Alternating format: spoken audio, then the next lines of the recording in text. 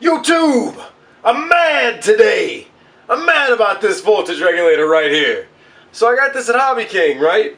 And it said that the input voltage is anywhere between 7 and some ridiculous number, 28 or something volts. So I got this 2-cell LiPo here, and I want to run my VTX off of this regulator because it says that it puts out a constant 12 volts from a supply of 7. And there's usually quite a bit of margin for error too, usually a half a volt or so. So I thought, you know what the heck, it should probably work because I'm not going to be drawing too much current from it, so the voltage should not sag that much.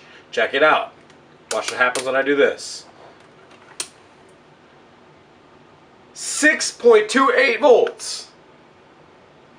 This step-up regulator is giving me less than what's in the battery. Let's see. Let's look at that. Let's look at the battery directly, and I'll show you what you get from there.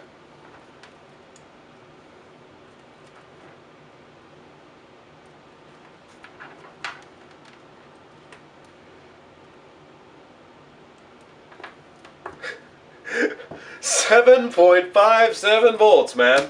There is more voltage coming out of that battery than there is out of this regulator that I bought to step up the voltage.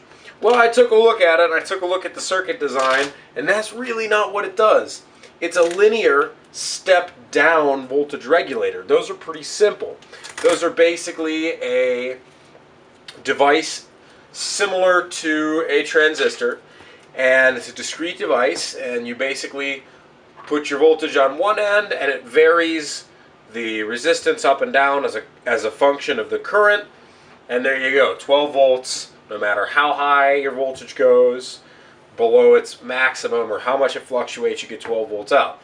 But Hobby King said on their website this would run below 12 volts, that it would act as a step up regulator.